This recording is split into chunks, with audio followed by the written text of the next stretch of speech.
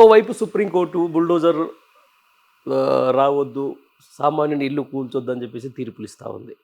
మరోవైపు సెలవు దినాలు మామూలుగా ఎట్లా ఉంటుందంటే హైడ్రా ఒక 2 రోజులు పని పెట్టుకున్నట్టు శనివారం, ఆదివారం డైరెక్ట్‌గా బుల్డోజర్లు వేస్తున్నాయి.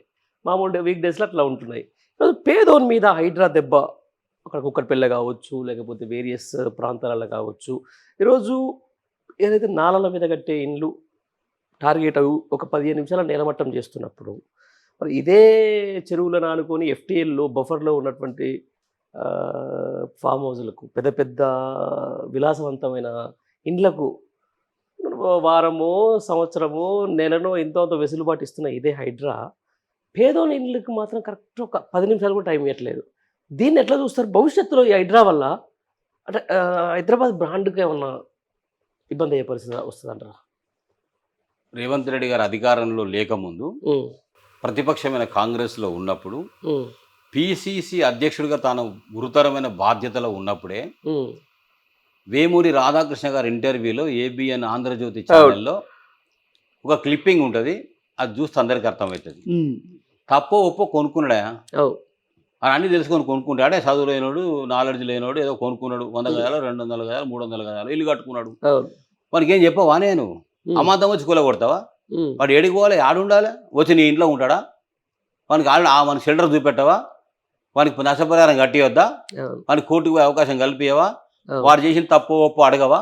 హ్మ్. కోర్టుకు పోయే అవకాశం ఈ రాజ్యాంగం లోపల స్వతంత్ర భారతదేశంలో ఉంటుంది కదా.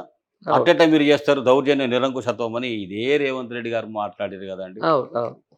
చాలా బాధ అనిపిస్తుంది పండరి గారు. హ్మ్. మిర్రర్ టీవీ యాజమాన్యం ద్వారా నేను చెప్తా ఉన్నా. హ్మ్. అరే ప్రాథమిక హక్కును హరిస్తూ ఇప్పుడు ఫండమెంటల్ రైట్స్లో ఆస్తి హక్కు అవును. ఉంటుంది. అవును. ఆస్తి ఏం ఆస్తి అండి? 60 గజాలు, 70 గజాలు, 80 గజాలు ప్లాట్ కొనుక్కున్నాడు. అవును. ఇంకా విచిత్రం ఏంటంటే మీరే కదండి మొన్నటిదాకా ఇన్నేళ్ళు పరిపాలన చేసింది కాంగ్రెస్ ప్రభుత్వమే కదండి. అవును. మీరు 1954 శాటిలైట్ మ్యాప్స్ తీసుకొస్తున్నారు. హ్మ్. 70 ఏళ్ళు. ఈ 70 ఏళ్లలో తెలుగుదేశం కొన్ని ఏళ్ళు చేసింది. అవును. కేసీఆర్ మొన్న 10 ఏళ్ళు చేసిండు. అవును. ఆల్రెడీ కబ్జా అయిపోయినాక అవును. తెలంగాణ వచ్చినాక తెలంగాణ అవును. అవును. అవును. విధ్వంసం జరుగుతుంది, ఇట్లా జరుగుతుంది, నాశనం అవుతుందని కొట్లాడి వచ్చిండు. హ్మ్. ఆయన వచ్చే వరకే సంకనాకపోయింది అంతా. ఎంత? సర్వం గడ్లో కలిసిపోయింది. అంతే. నేనేమంటున్నా 1954 శాటిలైట్ చెరువుల మ్యాప్లు తీసుకొచ్చి మీరు ఇప్పుడు చేస్తే 70 సంవత్సరాలుగా ఈ ప్రభుత్వాలు ఎంకరేజ్మెంట్ చేసి పనులు తీసుకొని పర్మిషన్లు ఇచ్చి లేఅవుట్లు వేసి రెగ్యులరైజ్ చేసి బ్రహ్మాండంగా కట్టుతున్న వాళ్ళని కట్టుకోమని చెప్తారు, అమ్ముకున్న వాళ్ళని అమ్ముకోమని చెప్తారు, అందరి దగ్గర డబ్బులు తీసుకుంటారు, అంతా ఎంకరేజ్ చేస్తారు. కాంగ్రెస్ వాళ్ళకి కూడా తెలియదు బహుశా ఇప్పుడు ఏం చేసినా ఏం మాట్లాడతానా అని అనుకుని వాళ్ళు సైలెంట్గా ఉన్నారేమో అనిపిస్తుంది. అవును. చేయని తప్పుల మీద తప్పులు చేయని ఎట్లాగూ మనకి ఇవన్నీ కలిసి వస్తాయి, మనం చెప్పే కాడ చెప్తాం, పెట్టే కాడ పక్కకు పెడతారు. చేయని ఎన్ని తప్పులు చేస్తే అంత మంచిది. శిశుపాలుడు 100 తప్పులు చేసినట్టు కేసీఆర్ గారు ఎన్ని తప్పులు చేస్తే మనకంత ఛానల్ కరెక్ట్ క్లియర్ అవుతుందని అనుకుంటుందనేమో బహుశా. ఎవ్వరు కూడా ఊహించలేరు హైడ్రా అనేది ఒకటి పట్టుకొస్తాడు ఇట్లా చేస్తాడని. అవును. ఏమున్నది తెలంగాణ రాష్ట్రంలో అభివృద్ధి అంటే ఏమున్నది? ఎక్కడ చూసినా కూడా పడగొట్టుడు, కూలగొట్టుడు, ఇరగొట్టుడు తప్ప ఇంకొకటి లేదు. కట్టింది లేదు, పెట్టింది లేదు, అవును. కొత్తగా పేరు వచ్చింది లేదు.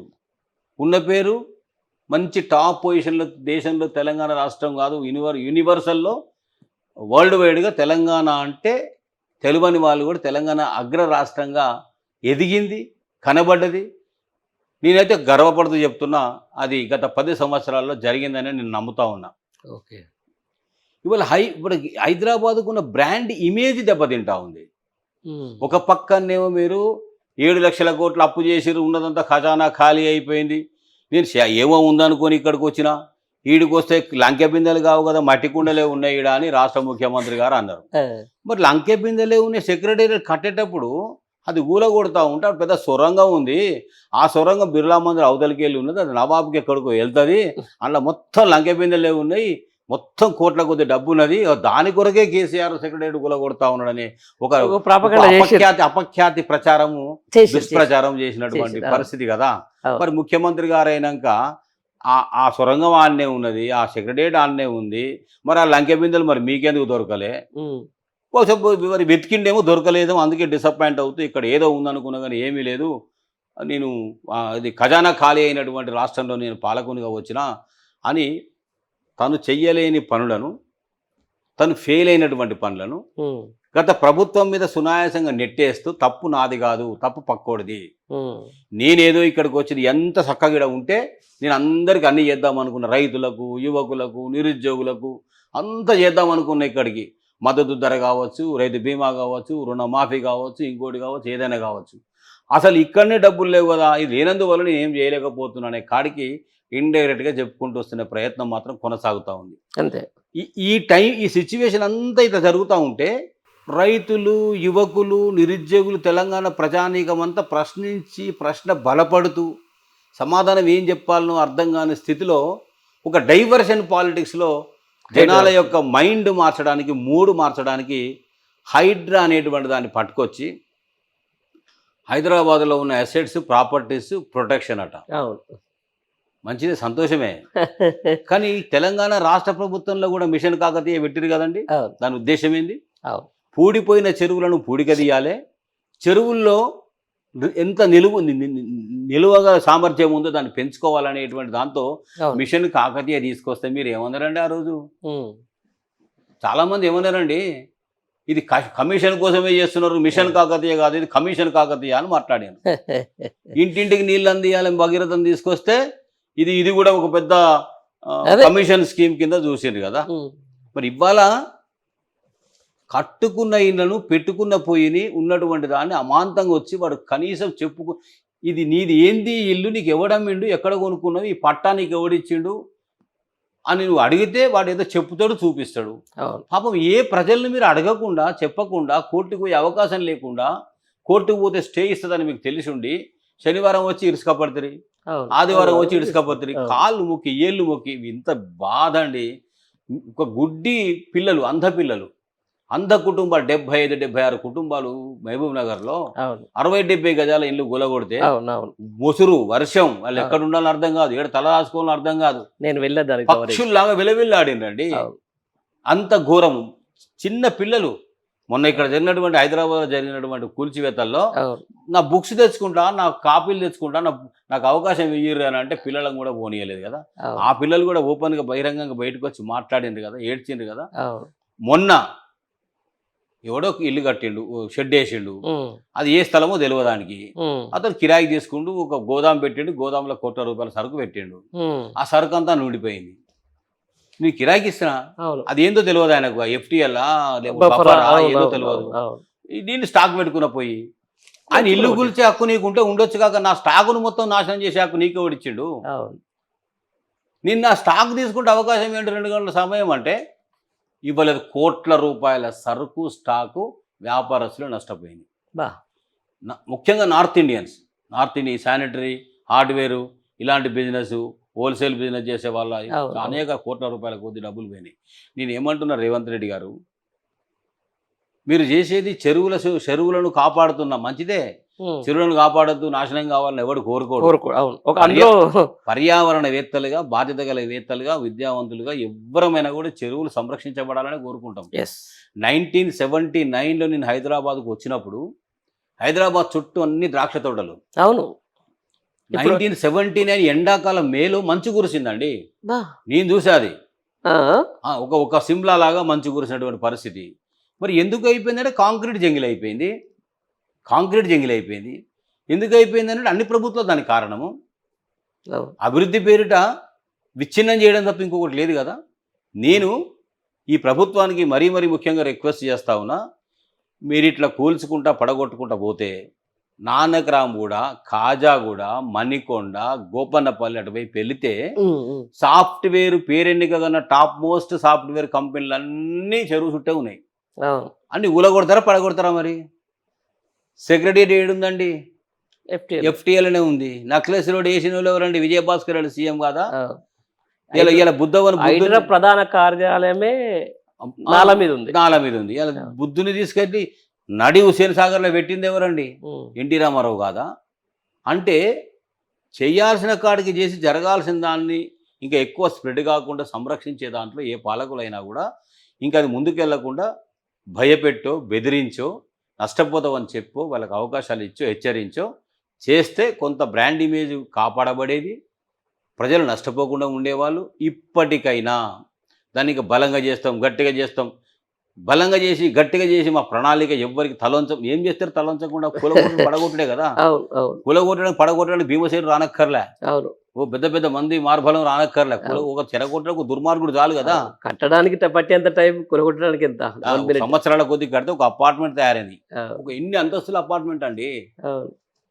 ఇలా కొనుక్కున్నారండి ఎంప్లాయీస్. ఈఎంఐ నెలకు 20,000 30,000 కొనుక్కున్నాడు. వాడేమో కట్టిండు, అమ్మేసిండు, ఇల్లు కొనుక్కున్నారు. ఇప్పుడు ఈ ఇల్లు లేదు. ఒక కొందరు మిత్రులు ఉన్నారు నాకు, గృహప్రవేశం అయ్యి వారం రోజులు కూడా కాలే, ఇల్లు పోయింది. బా ఎవరిని అడగాలి? మరి ఎక్కడికి వెళ్ళి వాళ్ళు డబ్బులు ఇప్పిస్తారు? పర్మిషన్ ఇచ్చిన అధికారులను ఎందుకు వదిలిపెడుతున్నారు? గత పాలకులను పర్మిషన్ ఇచ్చిన వాళ్ళని ఎందుకు వాళ్ళ మీద కేసులు బుక్ చేయలేదు? లేదు వెదర్ వాళ్ళు ఈ ముఖ్యమంత్రి కావచ్చు, మంత్రి కావచ్చు, ఎక్స్ఎమ్మెల్యే కావచ్చు, మరి వాళ్ళ మీద ఎందుకు కేసులు ఇవ్వాలి? పాలకులు వాళ్ళే, పాలసీ మ్యాటర్స్లో విధానపర నిర్ణయాలు చేసింది వాళ్ళే కదా. అవును. మరి ఇట్లా చేయకుండా తప్పు చేసిన వారిని వదిలేసి ఇవాళ నేను ఇప్పటి నుంచి మొత్తం కూడా నేను ఏదో చేస్తున్నా అనే దానికి ప్రచారం కోసం ఆర్భాట పడుతున్నట్టుగానే ఉంది. అవును. నాకు ఇంకొక అనుమానం కూడా వస్తుంది, అది నిర్భయంగా మీ చెప్పొచ్చు. మిర్రర్ టీవీతో నేను పంచుకుంటా ఉన్నా. ఆంధ్రప్రదేశ్ రాష్ట్రంలో సైకో అని పిలువబడ్డ ప్రచారం పొందినటువంటి జగన్మోహన్ రెడ్డి పరిపాలనలో వచ్చిన కియా లాంటి కంపెనీలు చాలా వెనుకకి వెళ్ళిపోయినాయి. ఆ ఆంధ్రప్రదేశ్ నష్టపోయిన 5 సంవత్సరాల కాలంలో తెలంగాణ చాలా అడ్వాన్స్ అయిపోయింది, అభివృద్ధి జరిగిపోయింది, తెలంగాణ టాప్లోకి వెళ్ళిపోయింది అనేటువంటి పరిస్థితి ఏదైతే ఉందో, ఇవాళ ఆ ముఖ్యమంత్రికి ఈ ముఖ్యమంత్రికి తెరచాటున వెనక ఏమైనా జరిగిందా, ఏమైనా జరుగుతూ ఉందా అని అనిపిస్తూ ఉంది పరిస్థితులు చూస్తూ ఉంటే. తెలంగాణకు ఎవడు రాకుండా చేయాలంటే తెలంగాణలో అశాంతి ఉండాలి, అభద్రత ఉండాలి, ఆందోళన ఉండాలి. తెలంగాణలో ఎక్కడ ఇల్లు కొనుక్కున్నా, ఎక్కడ ఫ్లాట్ కొనుక్కున్నా, ఏ కంపెనీ పెట్టుకున్నా, వ్యాపారం చేసినా కూడా అక్కడ ఎప్పుడు ఎవరిది ఎట్లా పోతుందో తెలియదు. కాబట్టి ఓరి నాయన ఏ రాష్ట్రానికైనా పోదాం, ఎక్కడన్నా చేసుకుందాం, తెలంగాణ మాత్రం మనకు వద్దు అనేటువంటి సిచ్యువేషన్ క్రియేట్ చేసే దాంట్లో భాగంగానే జరుగుతుందేమో అని నాకు అనిపిస్తూ ఉంది, అనుమానం వస్తూ ఉంది. ఓకే. కాబట్టి ఇది జరగకుండా ఉండాలి అని అంటే ఈ రకమైనటువంటి చర్యలకు ముందుకు పోవద్దు. అది కాంగ్రెస్ పార్టీకి మంచిది కాదు, కాంగ్రెస్ ప్రభుత్వానికి మంచిది కాదు, పాలకులకు మంచిది కాదు. ఈ పేరు శాశ్వతంగా ఉండిపోతుంది మీకు. ఇందిరమ్మ ఇండ్లు ఎందుకు కట్టించినండి? ఇందిరమ్మ ఇల్లు లేనివాడికి నీడ కోసం ఇందిరమ్మ ఇండ్ల పథకం తీసుకొచ్చింది. డబుల్ బెడ్రూము ఇయ్యట్లేదు, కేసీఆర్ కట్టట్లేదు ఎందుకున్నారండి? ఎందుకు మొత్తుకున్నారండి? ఆ రోజు ఎందుకు ప్రచారం చేసిరండి? అంటే నిరుపేదలకు ఆవాసం కొరకు ఇల్లు లేదని ప్రచారం చేశారు కదా.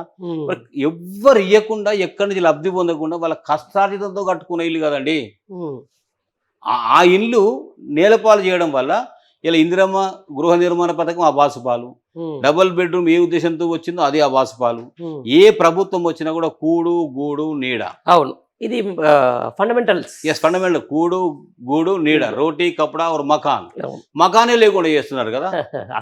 అసలే లేకుండా పోతుంది కదా. కాబట్టి ఈ తెలంగాణ రాష్ట్రానికి మాత్రం ఇట్లాగే ఉంటే ఏ కంపెనీస్ అయినా, వ్యాపారమైనా, వ్యాపారవేత్తలైనా, పెట్టుబడిదారులైనా ఒక పక్కన అప్పలపాలైంది లక్షల కోట్లు అని అంటే ఇంకెవడు అప్పు ఇవ్వకుండా, ఇక్కడ మొత్తం పడగొడుతురు పడిపోతున్నాయి, కూలిపోతున్నాయి. ఎప్పుడు ఏ హైడ్రా పెట్టి ఏది పెట్టి నాశనం చేస్తారో తెలియదు. ఇక్కడ ఒక బిల్డర్ రాడు, ఒక వెంచర్ రాదు, ఇక్కడ కట్టరు. ఒక ఐటీ కంపెనీ పెట్టుకుందామంటే ఐటీ కంపెనీ ఉంటుందో పోతుందో, ఏం చేస్తారో రేపు పొద్దుగాల ఏమవుతుందో అశాంతి బలం. అంటే మొత్తం ఒక అనిశ్చితి, ఒక అశాంతి జరుగుతూ ఉంది, కొనసాగుతూ ఉంది. రైట్. మరి దీనికి ఫుల్ స్టాప్ పెడితే డైనమిక్ ముఖ్యమంత్రి రేవంత్ రెడ్డి గారి ఆలోచనలు డైనమిక్గా ఎప్పుడు ఉంటాయి? ఉన్నదాన్ని కాపాడుకొని ఇంకా బలమైనటువంటి అభివృద్ధి వేగవంతంగా చేస్తే ఏముందే కేసీఆర్ గారు చేసింది, రేవంత్ రెడ్డి వచ్చిండు చూడు ఎట్లా చేస్తున్నాడు బ్రహ్మాండంగా. గట్ల పోతే గట్ల కేసీఆర్ను మర్చిపోతారు. కానీ కూలగొడితే పడగొడితే ఇప్పుడు జనమే అనుకుంటారు కదా, ఆయన కడుపు చల్లకుండా కేసీఆర్ ఒక్క ఇల్లు కూలగొడలేదా? ఇక ఉన్నటువంటి వారు రెగ్యులరైజ్ చేస్తామని చెప్పి 118 జీవో ఇచ్చిండు. రాజశేఖర రెడ్డి గవర్నమెంట్ ఉన్నప్పుడేమో తెలుగుదేశం గవర్నమెంట్ బీఆర్ఎస్ జీవో ఇచ్చిర్రు, బిల్డింగ్ రెగ్యులరేషన్ స్కీమ్ తీసుకొచ్చిర్రు, గవర్నమెంట్కి పెనాల్టీ కట్టినాం, రెగ్యులరైజ్ చేసిర్రు, ఈ కానించి తప్పు చేయకుండా అని చెప్పారు, అందరినీ కాపాడిరు. ఇక్కడ ఏ అవకాశం లేదు. ఊరు తీసే ఖైదీకి కూడా ఆఖరి కోరిక అడుగుతారు, నాయన నీకేమైనా కోరిక ఉందా లాస్ట్లో చెప్పు, నీకేమైనా తినబుద్ధి అవుతుందా, తాగబుద్ధి అవుతుందా, ఎవరితో మాట్లాడతావా అంటే అప్పుడు ఏదో చెప్పుకున్నారు. ఇప్పుడు కనీసం ఆ ఇల్లు అపార్ట్మెంట్ కావచ్చు, గుడిసె కావచ్చు, గూడు కావచ్చు, రేకులు కావచ్చు, బిల్డింగ్ కావచ్చు, కూలగొట్టే ముందు నాయన నీ ఇల్లు కూలగొడుతున్న ఒక మాట చెప్పకపోతే ఏం ప్రజాస్వామ్యం అండి ఇది? ఐఎమ్ వెరీ సారీ, చాలా బాధ కలుగుతాం తెలంగాణ రాష్ట్రంలో చూస్తే.